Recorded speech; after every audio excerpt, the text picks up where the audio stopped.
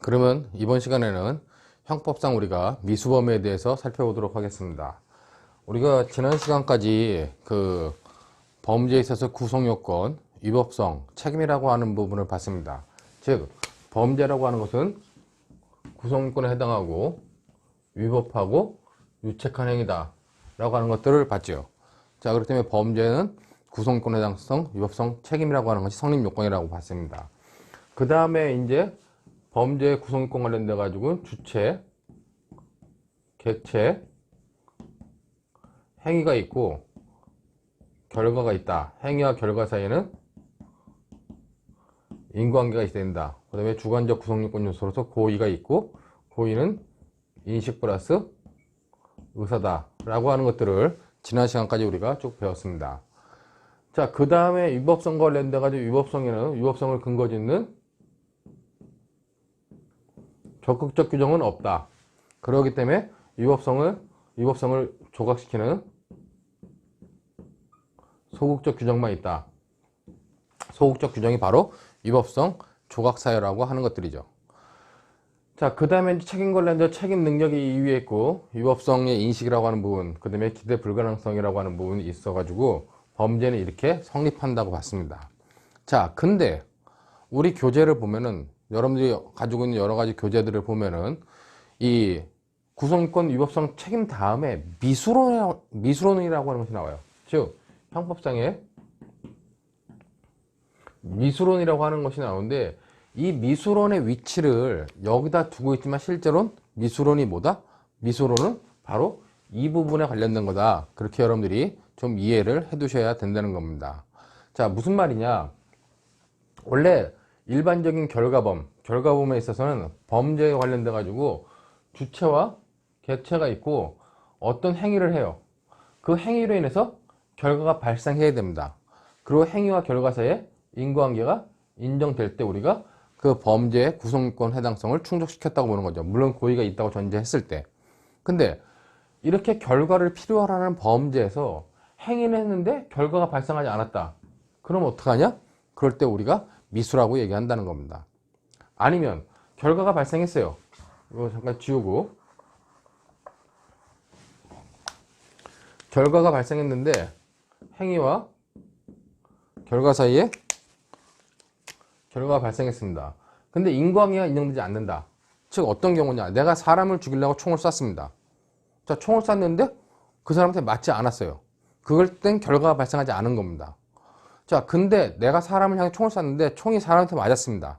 근데 그 사람이 죽지 않고 그 총이 그 사람의 뭐 귀 정도에 맞아가지고 귀가 너덜너덜해졌다. 그 사람이 빨리 응급실로 달려갔습니다. 그래서 응급실에 가서 치료받고 있는데 갑자기 지진이 나가지고 응급실이 무너져서 그 사람이 깔려 죽었어요. 자, 과연 그 사람의 사망에 대해서 나의 행위로 인해서 그 사람이 직접적으로 사망했냐라고 판단했을 때 그럴 수 없다는 겁니다. 그럴 때는 인과관계가 없다고 표현하는 거죠. 그렇기 때문에 미수라고 하는 영역은 뭐냐면 이렇게 결과범에서 결과가 발생하지 않았거나 아니면 인과관계가 인정되지 않았을 때 그때를 우리가 형법상의 미수범이라고 얘기를 하는 겁니다. 자, 그러면은 미수범은 왜 여기다가 구성요건 단계도 설명을 안 하고 이 뒷부분에 따로 설명하냐라고 하는 부분은 설명에 있어서 어려움을 피하고자 교과서 편제만 뒤로 뺐다는 겁니다. 그걸 여러분들이 정확하게 이해하고 있으셔야 돼요. 무슨 말이냐? 원래 범죄는 객관과 주관의 결합이라고 그랬죠. 그렇기 때문에 객관적 요소를 보고 주관적인 모습을 추정해내는 겁니다. 자, 근데 사람을 죽이려고 총을 빵 쐈어요. 사람이 안 맞았어. 겉으로 드러난 외계의 변화는 아무것도 없다는 겁니다. 그럼 아무것도 드러나는 것이 없는데 그걸 보고 무슨 죄로 의율할 수 있느냐? 할 수 없다는 거예요. 그렇기 때문에 미수범에서 항상 뭘부터 논한다? 미수범에서는 그 행위한 사람의 주관적인 모습을 먼저 논하고 나서 그 주관적인 모습으로부터 어떤 외부적 행위들이 나타났는지를 파악하는 게 미수범의 특징입니다. 즉, 일반적인 범죄는 이렇게 객관적인 것들을 설명하고 주관적인 것을 설명하는 반면에 이쪽에 미수범에 가서는 뭐다? 미수범은 주관적인 것을 먼저 설명하고 객관적인 것을 설명할 수밖에 없다. 그렇게 여러분들이 이해해 두시면 될 것 같습니다. 자, 그렇기 때문에 미수범을 이 뒷부분에서 따로 설명하는 이유는 그런 이유 때문이다. 그렇게 여러분들이 좀 이해해 두시고, 자, 다음으로 이제 우리가 미수범 관련돼 가지고 좀 알아봐야 될 게 뭐냐면은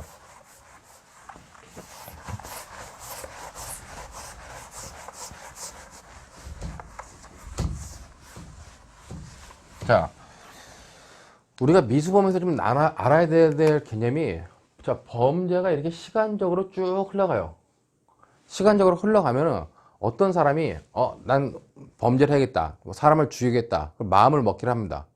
마음을 먹고 그 사람을 죽이기 위한 준비 활동을 할 수도 있어요. 자, 그런 준비 단계를 갖다가 우리가 뭐라 하느냐? 그런 준비 단계를 우리가 예비 음모의 단계라고 합니다. 자, 그런 예비 음모의 단계를 지나서 우리가 어느 순간에 실행의 착수라고 하는 부분을 넘어가요. 즉, 실행의 착수라고 하는 건 뭐냐? 이제 범죄 행위에 시작이 됐다는 겁니다. 그렇기 때문에 이거를 실행의 착수라고 일반적 용어로 얘기하지만 다른 부분들은 범행의 개시다라고 얘기도 해요. 그래 공통적으로 보편적으로 많이 쓰는 용어가 실행의 착수이기 때문에 실행에 착수한 다음에 어떤 범죄가 기수에 이른다. 즉 구성요건을 다 충족했다. 그럼 기수가 되는 겁니다. 그러면 이 실행에 착수한 이후부터 구성요건이 충족되기 전 단계, 즉 이 시점부터 즉 기수가 되기 전 단계, 요 영역을 우리가 미수의 영역이다 라고 얘기를 한다는 겁니다. 자, 그렇기 때문에 오늘 공부하는 부분은 바로 이런 기수가 된 부분이 아닌 실행의 착수 이후부터 기수가 되기 전 단계인 요 미수의 영역을 우리가 공부하게 된다. 그렇게 여러분들이 생각을 해두시면 될 것 같습니다. 자, 근데 중요한 거는 모든 범죄의 기본은 기수예요. 그렇기 때문에 기수범을 처벌하는 게 원칙입니다. 그럼 기수가 되지 않은 범죄들은 다 미수범으로 처벌하냐? 그렇지 않다는 거죠. 무슨 말이냐? 기수범을 처벌하는 게 원칙이지만 미수범은 원칙적으로 처벌하지 않고 단 미수범을 처벌한다고 하는 규정이 있을 때만 처벌을 해요. 자, 그러면 그 미수 앞에 있는 예비 음모는 예비 음모도 역시 예비 음모를 처벌한다는 규정이 있을 때만 처벌하지 아무 때나 처벌하는 것이 아니다. 물론 여러분들이 강론 가보면은 강론에서 개인적 법익 중에서 살인죄, 강도죄, 그 다음에 뭐 약취인 인신매매 중에서 국외이송 목적의 약취인 인신매매죄 같은 경우에 대해서만 예외적으로 예비 음모를 처벌합니다. 물론 독일 같은 경우는 범죄 중형에 따라 가지고 경중에 따라 가지고 무거운 죄는 무조건 미수범 처벌하고 가벼운 죄는 뭐 처벌하지 않거나 아니면 일정 부분에 있어 처벌하고 이렇게 나누는데 우리는 개별적인 범죄에 있어서 미수범을 처벌하는지 처벌하지 않는지를 개별적인 범죄에 다 규정하고 있다 이렇게 이해하시면 됩니다. 자, 다음으로 미수에 들어가기 전에 우리가 앞에 하나 봐야 될 게 예비 음모란 게 있어요. 자, 우리 형법전에는 예비 음모가 항상 같이 나옵니다. 그럼 예비가 뭐고 음모가 뭔지를 여러분들이 먼저 알아둬야 되는데 예비라고 하는 건 뭐냐? 우리 판례에 의하면 예비는 물적 준비입니다. 물적 준비 단계를 예비라고 그러고 음모는 심리적 준비라고 그러죠. 줄기가 떨어졌는데 소리가 굉장히 크게 들려서 저도 깜짝 놀랐습니다. 자, 우리가 예비와 음모를 나눌 때 예비는 물적 준비, 음모는 심리적 준비라고 그래요. 자, 그러면은 여러분들이 생각할 때 심리적 준비를 먼저 할까요? 아니면 물적 준비를 먼저 할까요? 항상 사람은 심리적 준비를 하고 나서 이제 물적 준비를 하겠죠. 그렇기 때문에 우리가 읽을 때는 이렇게 항상 예비 음모라 그러고 예비 음모라 그러고 형법전에도 예비 음모를 같이 처벌하는데 실제 시간적 순서상으로는 뭐다? 시간적 순서상으로는 음모가 먼저 오고 예비는 나중에 온다. 예비와 음모 사이에 시간적 선후관계가 있냐 그랬을 때는 시간적 선후관계가 있다는 것이 판례의 입장이라는 겁니다. 그렇기 때문에 심리적 준비 단계인 음모를 지나서 예비의 물적 준비 단계인 예비를 지나서 그 다음에 범행을 개시하면 그때 우리가 실행의 착수가 있다라고 얘기를 한다는 거죠. 그러니까 그런 의미로서 여러분들이 예비 음모의 개념을 좀 이해해두고 자, 예비 음모에 대해서도 여러 가지 문제점이 있긴 한데 우린 뭐 워낙 기본 강의니까 오늘은 주로 이제 미수에 관련된 영역, 이 영역에 관련된 것만 주로 살펴보도록 하겠습니다. 자, 우리가 형법상 규정하고 있는 미수범, 형법상 규정하고 있는 미수범은 크게 세 가지가 있어요. 자, 형법상 규정하고 있는 미수범이 크게 세 가지가 있는데 첫 번째가 뭐냐? 첫 번째가 장애미수입니다. 자, 두 번째가 중지미수고, 세 번째가 불능미수라고 하는 세 가지의 미수범의 형태를 우리 형법은 규정하고 있다는 겁니다. 자, 여기서 이제 중요한 것 중에 하나가, 자, 장애미수, 중지미수, 불능미수를 공부하기 전에 여러분들이 개념적으로 공부하기 전에 알아야 될 게, 그럼 미수범은 결과가 발생하지 않았음에도 불구하고 왜 처벌하냐는 겁니다. 사람을 죽이려고 총을 쐈지만 사람이 안 죽었어. 겉으로 드러난 결과가 없어. 근데 왜 처벌한다는 거예요? 이게 이제 우리가 불법의 실질 문제가 나오는 거죠. 자, 실질적으로는 뭐다? 결과가 발생하지 않았지만 그 사람을 죽이려는 마음은 어떻게 해요? 내적 마음은 그대로 있다는 거죠. 그렇기 때문에 이 미수범을 처벌하는 이유와 관련돼 가지고 미수범을 이렇게 장애미수든 중지미수든 불능미수든 처벌하는 이유는 실질적으로 결과 발생은 없었습니다. 여기에 결과 발생은 없었지만 핵심적인 건 뭐냐? 결과가 발생할 뻔한 결과 발생에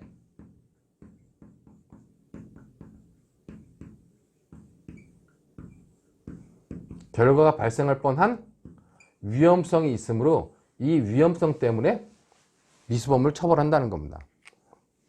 즉, 이 위험성을 강조하는 입장은 뭐겠어요? 행위반가치 입장이겠죠. 자, 행위반가치 입장이 아니라 위험성을 강조하는 건 결과반가치 입장입니다. 즉, 기수범에서의 결과반가치는 뭐예요? 기수범에서의 결과반가치는 결과가 발생한 겁니다.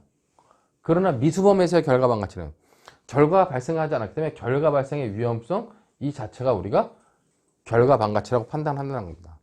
그럼 미수범에서의 행위반가치는 뭐겠어요? 그럼 기수범에서의 행위반가치와 똑같이 고의가 바로 기수범에서의 행위반가치이듯이 미수범에서도 고의가 행위반가치다. 그렇게 여러분들이 이해해 두시면 될 것 같습니다. 자, 그럼 미수범을 처벌하는 이유를 볼 때 결과반가치 입장에서는 뭡니까? 결과가 발생한 것과 발생하지 않은 부분에서는 차이가 있기 때문에 미수범은 처벌하지 말아야 된다. 아니면 감경해야 된다는 것이 결과반가치의 입장입니다. 근데 행위반가치 입장에서는 실제로 결과가 발생했느냐 발생하지 않았냐는 건 뭐예요? 그거는 우연의 일치일 뿐이고 실제 사람을 죽이고자 했던 그 마음은 똑같다는 겁니다. 사망이라는 결과가 발생했든 발생하지 않았든 행위자의 의사는 똑같기 때문에 미수범을 기수범과 똑같이 처벌해야 된다는 것이 행위반가치의 입장이에요. 그렇기 때문에 우리 형법상 관련돼 가지고 행위반가치를 중시하는 사람들 입장에서는 미수범은 기수범과 똑같이 처벌해야 된다. 그 다음에 결과반가치를 중시하는 사람들은 뭐다? 결과반가치를 중시하는 사람들은 결과가 발생하지 않았기 때문에 미수범은 처벌하지 말거나 아니면 감경해서 처벌해야 된다는 것이 결과반가치를 중시하는 사람들의 입장이라는 겁니다.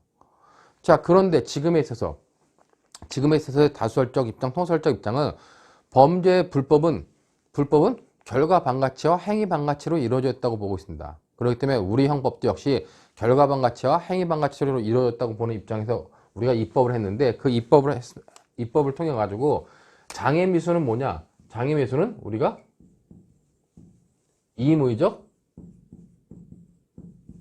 감경을 해요. 그 다음에 중지미수는 뭐냐? 중지미수는 필요적 감경 또는 면제를 합니다. 자, 불능미수는 뭐냐? 불능미수는 임의적 감경 또는 면제를 합니다. 자, 이 말은 뭐냐? 아직 여러분들이 장애미수, 중지미수, 불능미수의 개념을 모르겠지만은 장애미수가 일어났다. 형법적으로 장애미수로 평가받으면 어떻게 해요? 임의적이란 말은 뭐예요? 임의적이란 거예요. 해줄 수도 있고 안 해줄 수 있다는 겁니다. 판사 입장에서 해줄 수도 있고 안 해줄 수 있는데 뭔다? 감경을 해줄 수도 있고 안 해줄 수 있다는 얘기예요. 자, 중지미수는 필요적, 우리가 보통 감면이라고 얘기를 합니다. 근데 제가 필요적 감면이를 안 쓰고 필요적 감경 또는 면제까지 다 쓰는 이유는 형법을 처음 보는 사람들은 필요적 감면이 뭔지조차도 이해 못할 때가 있어요. 그렇기 때문에 중지미수가 일어났다. 그럼 법적 효과는 뭐다? 필요적 감면이라고 하는데 그 감면의 의미는 필요적이란 말은 반드시예요. 반드시 감경해주거나 아니면 형을 면제해줘야 된다는 겁니다. 자, 그러면 불능미수는 뭡니까? 불능미수는 해줄 수도 있고 안 해줄 수 있는데 임의적으로 깎아주거나 아니면 면제해줄 수 있다는 거예요. 자, 임의적이란 말은 뭐예요? 안 깎아줘도 된다는 얘기입니다. 그렇게 법적 효과를 부여하고 있는 게 뭐다? 결국 결과반 가치와 행위반 가치의 어떤 그 종합적 입장에서 이렇게 우리가 법적 효과를 부여하고 있는 거다. 그런 이런 식으로 여러분들이 그 미수에 관련된 걸 이해하고 있으면 되고, 그럼 각각의 개념들을 좀 살펴봐야 되는데, 각각의 개념들을 살펴보면은 장애미수는 뭐냐? 장애미수는 내가 범죄를 하려고 그랬어요. 범죄를 하려고 그랬는데 어떤 외부적인 이유 때문에, 외부적 사정 때문에 범죄를 완성하지 못한 경우, 범죄할 마음은 굴뚝 갖고 하려고 했는데 외부적 사정이 나의 범죄를 막은 경우, 그런 경우를 우리가 장애미수라고 얘기를 하는 겁니다. 그러면 중지미수는 뭐냐? 처음에 시작을 할 때는 범죄를 하려고 마음 먹었어요. 그리고 범죄 개시했습니다. 자, 근데 뭐다? 근데 중간에 갑자기 내가 이렇게 범죄하고 살면은 나쁜 놈이 될 것 같으니까 나쁜 놈이 되지 않게 범죄를 중단해야겠다. 자기 스스로 범죄할 마음을 가졌다가 자기 스스로 범죄한 마음을 중단시키면서 범행을 중지한 경우, 즉 그런 경우 우리가 중지미수라고 합니다. 자, 그 반면에 이제 불능미수라고 하는 건 뭐냐? 불능미수는 결과가 발생하지 않았습니다. 근데 발생하지 않은 이유가 뭐냐? 그 객체나 그런 수단을 통해서는 절대 결과가 발생할 수 없는 경우. 예를 들어 가지고 내가 사람을 죽이겠다. 저기 사람을 죽이려고 총을 빵 쐈습니다. 근데 총알이 날아가서 그 사람한테 맞았는데 쓰러졌어. 가서 보니까 사람이 아니라 사람하고 똑같이 닮은 밀랍 인형입니다. 밀랍 인형에다가 사람을 죽이겠다고 총을 쏴도 살인의 결과가 발생합니까? 그럴 때는 살인죄가 절대 발생하지 않는다는 거죠. 그렇기 때문에 그렇게 대상 자체가 어떤 결과 발생이 일어날 수 없는 경우, 아니면 내가 저 사람을 죽이려고 설탕으로 사람을 죽이겠다 해서 설탕을 많이 먹여요. 설탕 많이 먹는다고 사람이 죽습니다? 안 죽습니다. 그렇기 때문에 중요한 건 뭐냐? 이 설탕이라고 하는 수단을 가지고는 사람을 죽일 수 없기 때문에 결과가 절대 발생할 수 없다는 겁니다. 중요한 건 뭐예요? 행위자의 마음은 결과를 발생시키려고 계속 유지되고 있었다는 거죠. 그러나 어떤 대상의 불가능이라든가 아니면 수단의 불가능으로 인해서 결과가 발생할 수 없는 경우, 그런 경우를 우리가 불능미수라고 얘기를 하는 겁니다. 자, 결국 장애미수하고 불능미수는 뭐예요? 장애미수하고 불능미수는 기본적으로 범죄를 할 마음이 끝까지 있었어요. 근데 외부적 사정에 의해서 결과가 발생하지 않았거나 아니면 원래 결과가 발생할 수 없는 경우에, 그 경우를 우리가 임의적으로 판단해가지고 감경 또는 면제해 준다는 겁니다. 근데 중지미수는 뭐예요? 중지미수는 범죄할 마음을 가졌지만 이 사람이 중간에 다시 범죄할 마음을 중단하고 어떤 법의 테두리 안으로 돌아왔기 때문에 그때는 반드시 깎아주거나 면제해주는 이런 법적 효과를 부여한다는 것입니다. 자, 그러기 때문에 여러분들이 형법에 있어서 미수범을 공부할 때는 미수범에, 우리 형법상 미수범에는 장애미수, 중지미수, 불능미수가 있다라고 하는 것들을 이해해 두면서, 중요한 것들은 지금 시간에 중요한 거는 각각의 개념, 범죄할 마음이 있었는데 그 범죄할 마음이 외부적 어떤 장애 때문에 범죄 결과가 발생하지 않은 거, 장애미수. 범죄할 마음이 있었는데 그 범죄할 마음을 중간에 중단해 가지고 범죄의 결과가 발생하지 않은 거, 중지미수. 범죄할 마음이 있었고 계속 범죄하려고 했는데 어떤 수단의 불가능이라든가 대상의 불가능으로 인해서 결과가 발생하지 않은 거, 그걸 불능미수라 하고, 각각에 대해서 장애미수는 임의적 감경이라고 하는 법적 효과를 부여하고, 중지미수는 필요적 감경 또는 면제라고 하는 법적 효과를 부여한다. 그 다음에 불능미수는 임의적 감경 또는 면제라고 하는 법적 효과를 부여한다 하는 정도로 여러분들이 미수범과 관련된 기본 내용들을 좀 이해해 두시기 바라겠습니다. 자, 우리가 미수범과 관련돼 가지고 아주 기초적인 것들을 이번 시간에 공부했어요. 여러분들이 이 기초적인 것들을 개념적으로 잘 이해해 두시고 잠시 쉬었다가 다음 시간에는 개별적으로 이제 장애미수가 되려면 어떤 요건들이 필요하고, 중지미수가 되려면 어떤 요건들이 필요하고, 그 다음에 불능미수가 되려면 어떤 요건들이 필요한지는 우리가 다음 시간을 통해서 살펴보도록 하겠습니다.